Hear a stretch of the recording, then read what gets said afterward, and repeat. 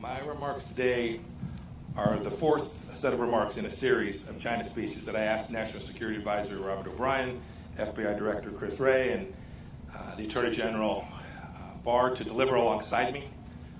We had a very clear purpose, a real mission, was to explain the different facets of America's relationship with China. The massive imbalances in that relationship that have built up over decades, and the Chinese Communist Party's designs for hegemony. Our goal was to make clear that the threats to Americans that President Trump's China policy aims to address are clear, and our strategy for securing those freedoms established. You know, Ambassador O'Brien spoke about ideology. FBI Director Wray talked about espionage. Attorney General Barr spoke about economics. And now my goal today is to put it all together for the American people and detail what the China threat means for our economy, for our liberty, and indeed for the future of free democracies around the world.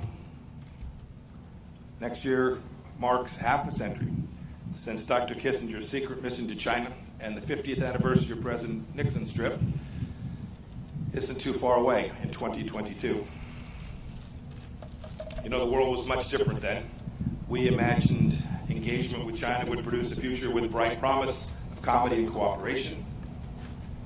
But today we're all still wearing masks and watching the pandemic's body count rise because the CCP failed in its promises to the world. We're reading every morning new headlines of repression in Hong Kong and in Xinjiang. We're seeing staggering statistics of Chinese trade abuses that cost American jobs and strike enormous blows to the economies all across America, including here in Southern California. And we're watching a Chinese military that grows stronger and stronger and indeed more menacing. I'll echo the questions ringing in the hearts and minds of Americans from here in California to my home state of Kansas and beyond. What do the American people have to show now, 50 years on, from engagement with China?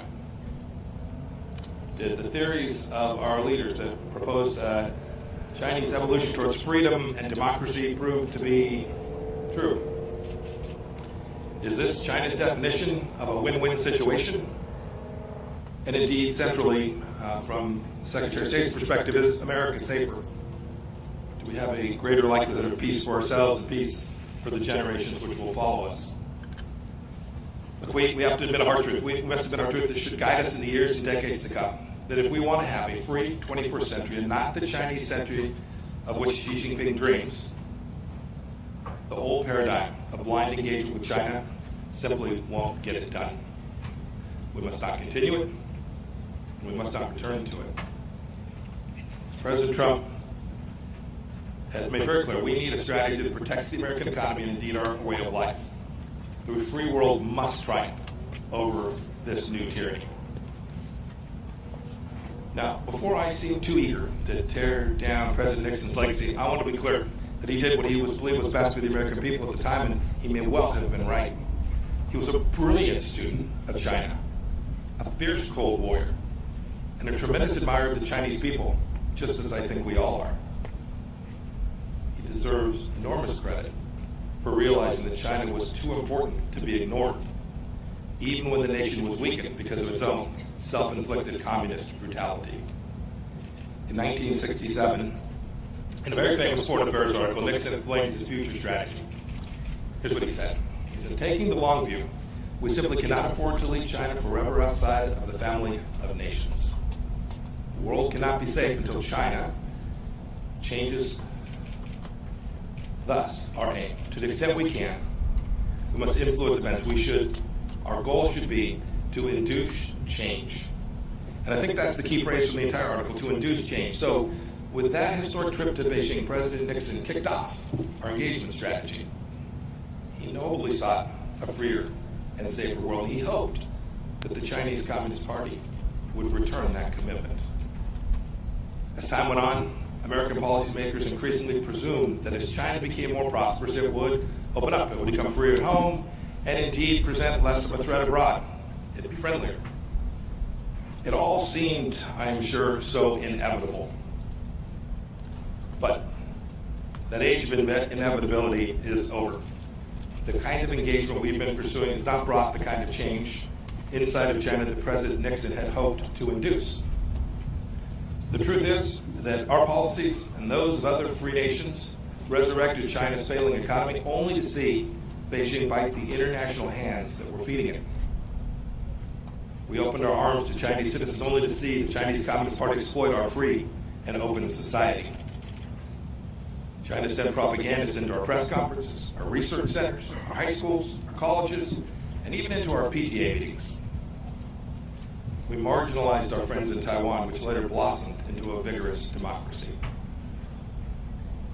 We gave the Chinese Communist Party and the regime itself special economic treatment, only to see the CCP insist on silence over its human rights abuses as the price of admission for Western companies entering China.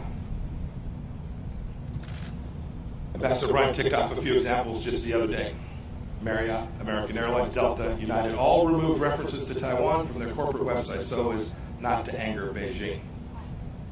And Hollywood, not too far from here, the epicenter of American creative freedom and self-appointed arbiters of social justice, self-censors even the most mildly unfavorable reference to China.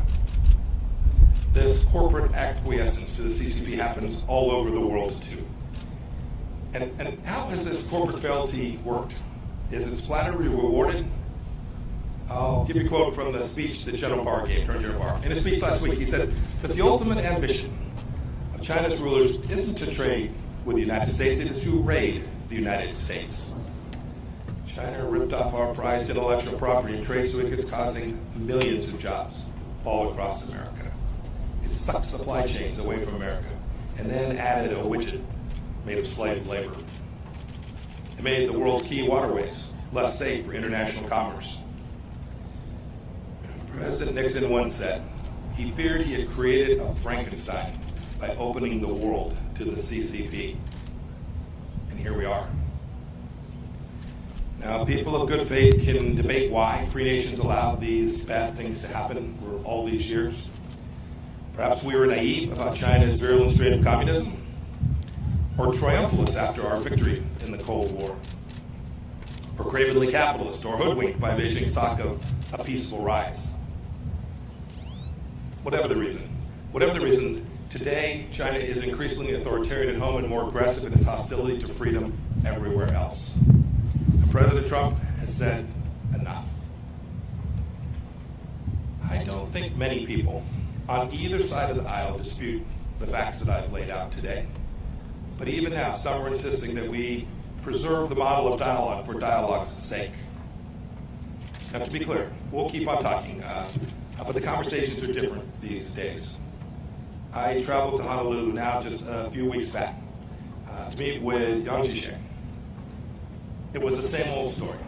Plenty of words, but literally no offer to change any of the behaviors. Yang's promises, like so many the CCP made for him, were empty. His expectations, I surmise, were that I'd cave to their demands, because frankly this is what too many prior administrations have done. I didn't, and President Trump will not either. As Ambassador Bryan explained so well, we have to keep in mind that the CCP regime is a Marxist-Leninist regime. General Secretary Xi Jinping is a true believer in a bankrupt totalitarian ideology. It's this ideology that informs his decades-long desire for global hegemony of Chinese communism. America can no longer ignore the fundamental political and ideological differences between our countries, just as the CCP has never ignored them. My experience in the House Intelligence Committee, and then as director of the Central Intelligence Agency, and my now 2+ years as America's Secretary of State have led me to this central understanding that the only way to truly change communist China is to act not on the basis of what Chinese leaders say, but how they behave. And you can see American policy responding to this conclusion. President Reagan said that he drew up with the Soviet Union on the basis of trust but verify. When it comes to the CCP, I say we must distrust and verify. We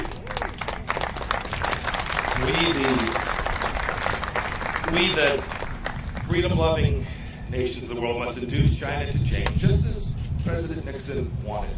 We must induce China to change in more creative and assertive ways because Beijing's actions threaten our people and our prosperity. Let's start by changing how our people and our partners perceive the Chinese Communist Party. We have to tell the truth. We can't treat this incarnation of China as a normal country just like any other. We know that trading with China is not like trading with a normal law-abiding nation. Beijing threatens international agreements treats international agreements as suggestions, as conduits for global dominance. But by insisting on fair terms, as our trade representative did when he secured our Phase 1 trade deal, we can force China to reckon with its intellectual property theft and policies that have harmed American workers. We know, too, that doing business with a CCP-backed company is not the same as doing business with, say, a Canadian company. They don't answer to independent boards, and many of them are state-sponsored and so have no need to pursue profits. A good example is Huawei. We stopped pretending Huawei is an innocent telecommunications company, just showing up to make sure you can talk to your friends.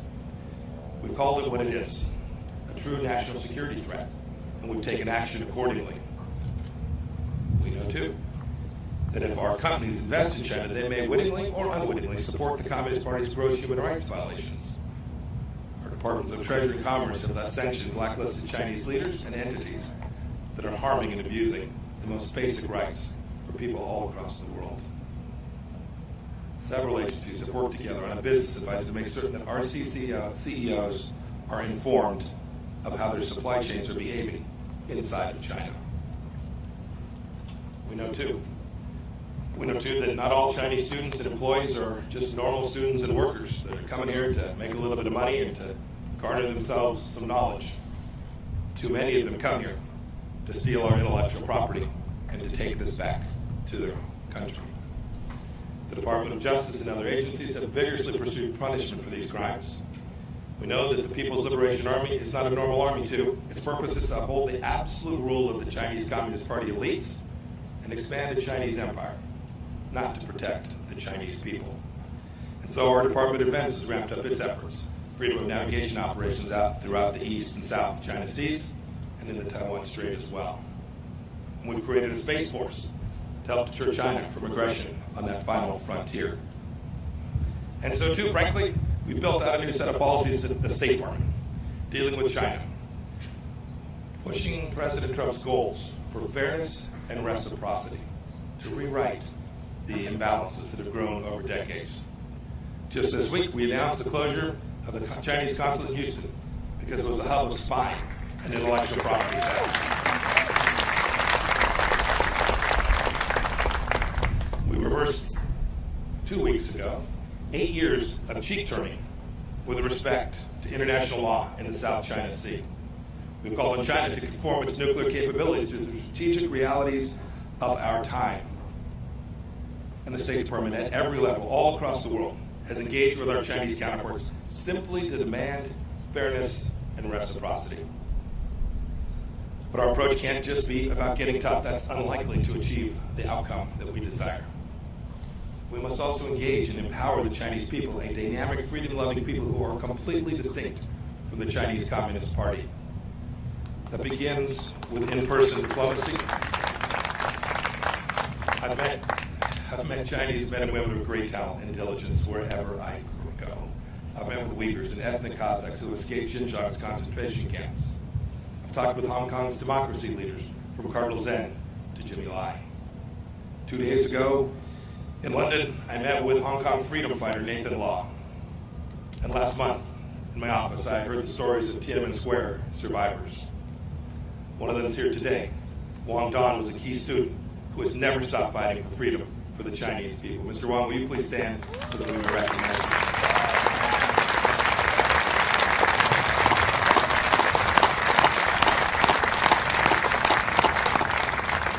Also with us today is the father of the Chinese democracy movement, Wei Jinsheng.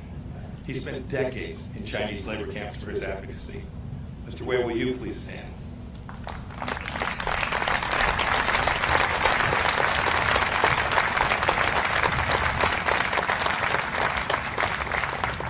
I grew up and served my time in the Army during the Cold War. If there's one thing I learned, communists almost always lie. The biggest lie that they tell is to think that they speak for 1.4 billion people who are surveilled, oppressed, and scared to speak out. Quite the contrary, the CCP fears the Chinese people's honest opinions more than any foe. And save for losing their own grip on power, they have no reason to.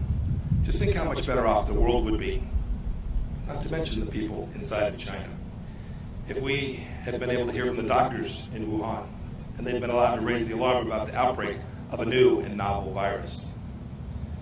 For too many decades, our leaders have ignored, downplayed the words of brave Chinese dissidents and warned us about the nature of the regime we're facing, and we can't ignore it any longer. They know as well as anyone that we can never go back to the status quo. But changing the CCP's behavior cannot be the mission of the Chinese people alone. Free nations have to work to defend freedom. It's the furthest thing from easy. But I have faith we can do it. I have faith because we've done it before. We know how this goes. I have faith because the CCP is repeating some of the same mistakes that the Soviet Union made. Alienating potential allies, breaking trust at home and abroad, rejecting property rights and predictable rule of law. I have faith. I have faith because of the awakening I see among other nations that know we can't go back to the past in the same way that we do here in America. I've heard this from Brussels to Sydney to Hanoi. And most of all, I have faith we can defend freedom because of the sweet appeal of freedom itself.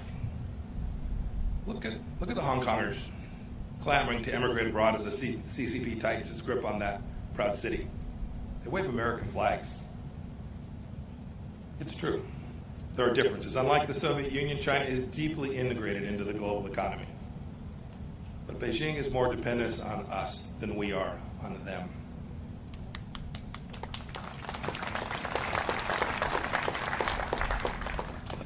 I reject the notion that we're living in an age of inevitability, that some trap is preordained, that CCP supremacy is the future. Our approach isn't destined to fail because America is in decline. As I said in Munich earlier this year, the free world is still winning. We just need to believe it and know it and be proud of it. People from all over the world still want to come to open societies. They come here to study. They come here to work. They come here to build a life for their families. They're not desperate to settle in China. It's time. It's great to be here today. The timing is perfect. It's time for free nations to act. Not every nation will approach China in the same way, nor should they. Every nation will have to come to its own understanding of how to protect its own sovereignty, how to protect its own economic prosperity, and how to protect its ideals from the tentacles of the Chinese Communist Party. But I call on every leader of every nation to start by doing what America has done, to simply insist on reciprocity, to insist on transparency and accountability from the Chinese Communist Party. It's a cadre of rulers that are far from homogeneous, and these simple and powerful standards will achieve a great deal. For too long, we let the CCP set the terms of engagement, but no longer. Free nations must set the tone. We must operate on the same principles. We have to draw common lines in the sand that cannot be washed away by the CCP's bargains or their blandishments. Indeed, this is what the United States did recently when we rejected China's unlawful claims in the South China Sea once and for all, as we have urged countries to become clean countries so that their citizens' private information doesn't end up in the hand of the Chinese Communist Party. We did it by setting standards. Now, it's true, it's difficult. It's difficult for some small countries. They fear being picked off. Some of them, for that reason, simply don't have the ability or the courage to stand with us for the moment. Indeed, we have a NATO ally of ours that hasn't stood up in the way that it needs to with respect to Hong Kong because they fear Beijing will restrict access to China's market. This is the kind of timidity that will lead to historic failure. And we can't repeat it. We cannot repeat the mistakes of these past years. The challenge of China demands exertion, energy from democracies, those in Europe, those in Africa, those in South America, and especially those in the Indo-Pacific region. And if we don't act now, ultimately, the CCP will erode our freedoms and subvert the rules-based order that our societies have worked so hard to build. If we bend the knee now, our children's children may be at the mercy of the Chinese Communist Party, whose actions are the primary challenge today in the free world. General Secretary Xi is not destined to tyrannize inside and outside of China forever unless we allow it. Now, this isn't about containment. Don't buy that. It's about a complex new challenge that we've never faced before. The USSR was closed off from the free world. Communist China is already within our borders. So we can't face this challenge alone. The United Nations, NATO, the G7 countries, the G20, our combined economic, diplomatic, and military power is surely enough to meet this challenge if we direct it clearly and with great courage. Maybe it's time for a new grouping of like-minded nations, a new alliance of democracies. We have the tools. I know we can do it. Now we need the will. To quote scripture, I ask, is our spirit willing, but our flesh weak? If the free world doesn't change, Communist China will surely change us. There can't be a return to the past practices because they're comfortable or because they're convenient. Securing our freedoms from the Chinese Communist Party is the mission of our time, and America is perfectly positioned to lead it because our founding principles give us that opportunity. As I explained in Philadelphia last week, staring at Independence Hall, our nation was founded on the premise that all human beings possess certain rights that are unalienable, and it's our government's job to secure those rights. It is a simple and powerful truth. It's made us a beacon of freedom for people all around the world, including people inside of China. Indeed, Richard Nixon was right when he wrote in 1967 that the world cannot be safe until China changes. Now it's up to us to heed his words. Today, the danger is clear, and today the awakening is happening. Today, the free world must respond. We can never go back to the past. May God bless each of you. May God bless the Chinese people. And may God bless the people of the United States of America. Thank you.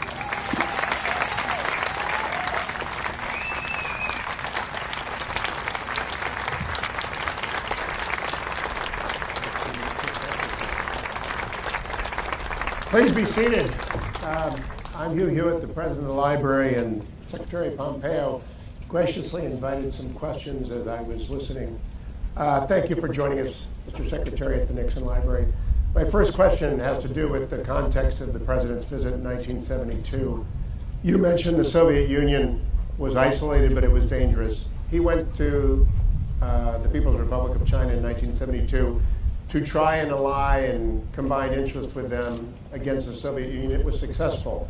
Does Russia present an opportunity now to the United States to coax them into the battle to be relentlessly candid about the Chinese Communist Party?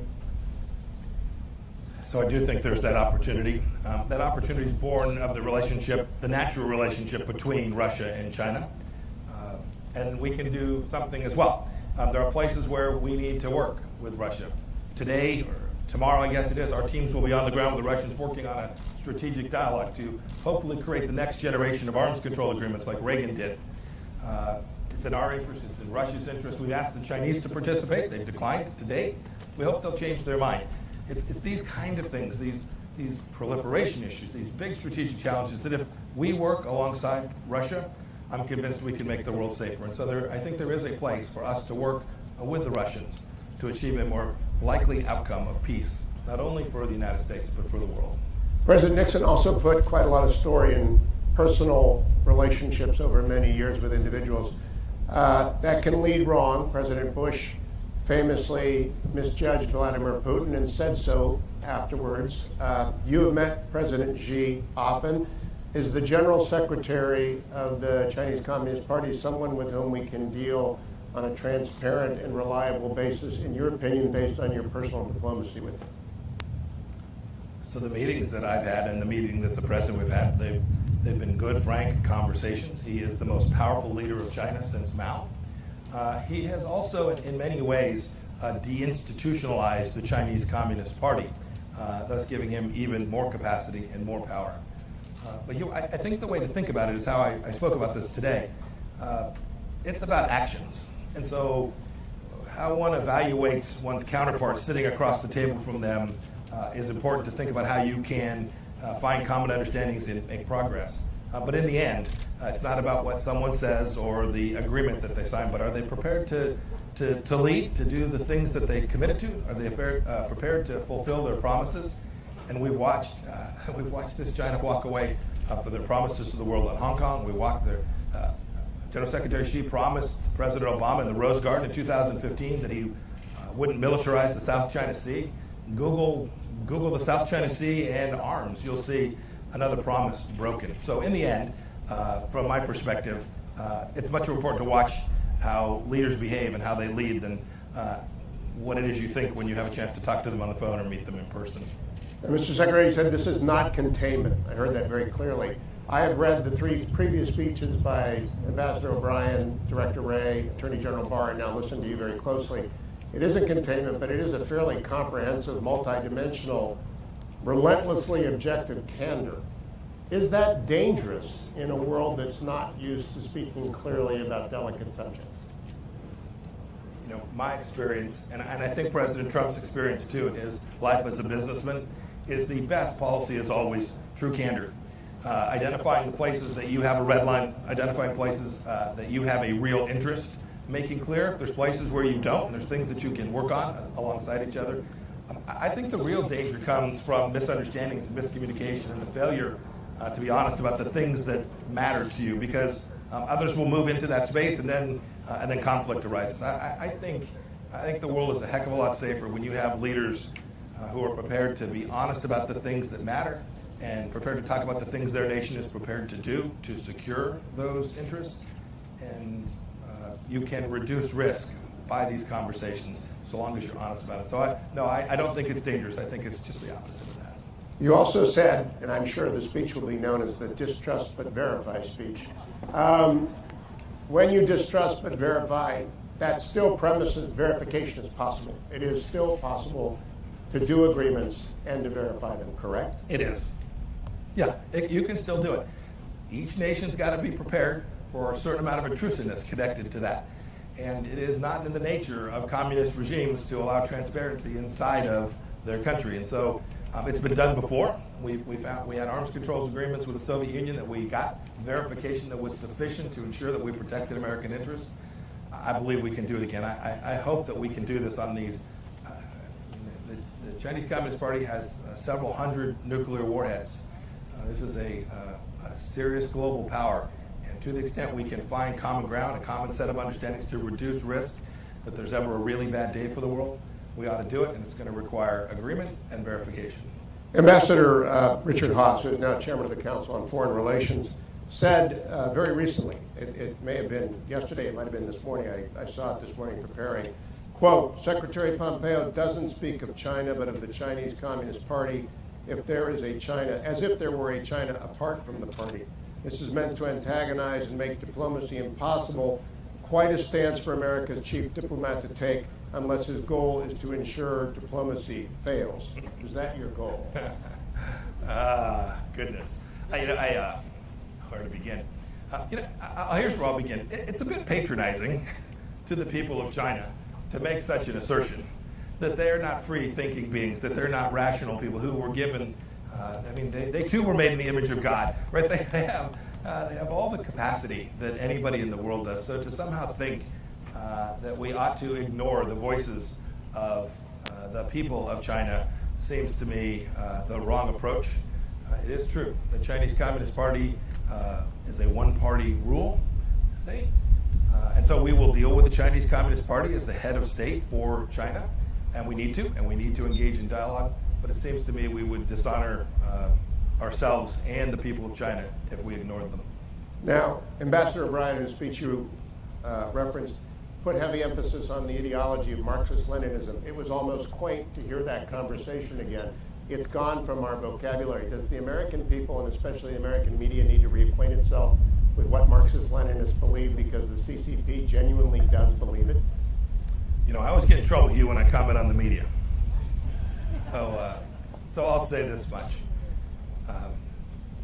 For those of us who have lived and seen and observed, there are other Marxist-Leninist nations today as well, and have seen, they believe, they have an understanding, a central understanding of how people interact and how societies ought to interact.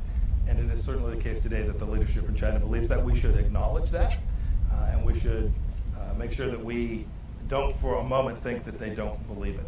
That's what Ambassador Bryan's speech was about. It was the fact it was acknowledged that they believe it and recognizing that we have to respond in a way that reflects our understanding of the way they view the world. Let's not talk about the American media. I want to talk about the Chinese media for a moment.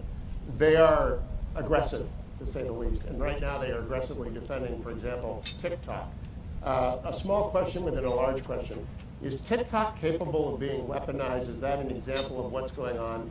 And generally, Chinese media has become far more aggressive than I've seen in 30 years since I was at the library the first time of watching it. Is that something you've noticed as well? Yes, they're very aggressive. Two pieces to this. One you hit upon. One is I'll describe as their technology media. Without singling out any particular business, our view of these companies is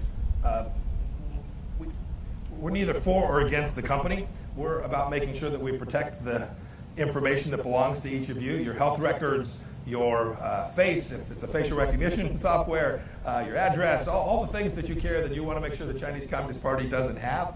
We have a responsibility to make sure that the systems that you're using don't give them access to that. So whether it's the efforts we made against Huawei or the work that we're doing on other software firms, the American task is to protect the American people and their information. The second piece of this has to do with their what I'll call the state-sponsored media of China and their disinformation. You should know, and this is where I am concerned about the American media too.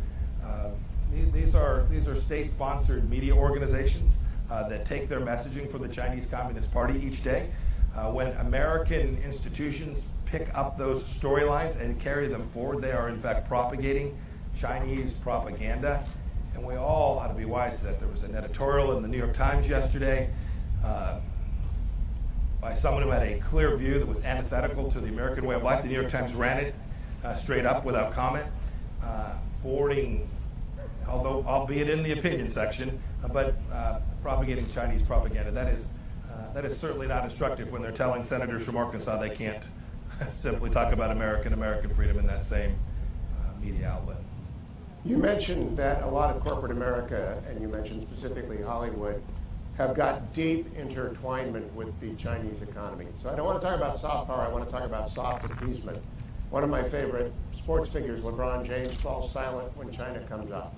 In the new Top Gun movie, the Taiwan and Japanese patches are taken off Maverick's jacket. They're not going to be in Top Gun 2, they were in Top Gun 1. What do you say, not to those individuals, but to everyone who has an American spotlight about their responsibility to be candid about the People's Republic of China? Here's our ask. Our ask is, if you claim that you care about human rights or your social justice or these things, if you make that part of your corporate theology, then you ought to be consistent. And you can't be consistent if you're operating there in China without talking about and acknowledging what the Chinese Communist Party is doing in certain parts of their country, the oppression that's taking place.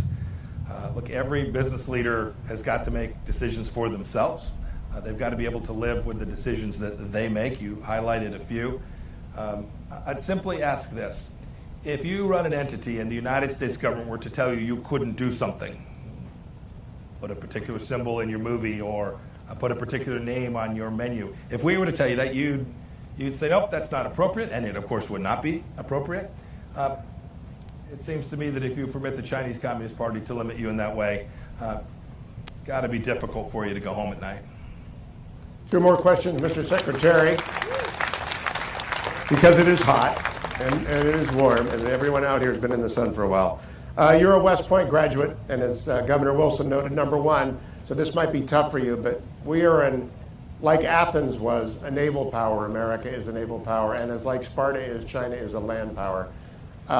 Do we not have to change how we approach defense spending to put more emphasis on our naval resources than on our Army resources? Oh, that's tough for an Army guy to say. I know. You're killing me. Look, I'll leave to Secretary Esper the details of this, but here's what I can say. When President Trump set out our national security strategy early on in the administration, for the first time, we identified China in a way that was fundamentally different than we had done, this isn't partisan, for decades. That was important because that was a signal to all of us, whether it's the State Department or the Defense Department, that we need to reorient our assets. And so, yes, you've seen the Department of Defense to begin to do that. These are big things to turn. These budgets are multi-year. It takes a while. But if you look at how Secretary Esper and President Trump are positioning our military capabilities, not just the tactical, operational, and strategic capabilities, but our cyber capabilities, our space capabilities. If you look at how we're thinking about this and spending resources in year 2, 3, 4, and 5, I think you'll see that our focus has shifted pretty dramatically. It's not to say that our efforts to protect America from terrorism are behind us. We still have work to do there. But I think this great power challenge that presents itself is something that we have recognized, and we begin to make sure that we allocate your money, our taxpayer resources that we have, to the appropriate ends to achieve American security. My last question has to do with a former Secretary of State who was also an Army man, George Marshall.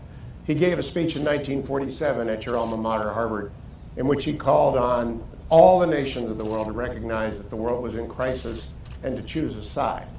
And he assured them in that famous address that if you chose the American side in asserting Europe, you could count on America.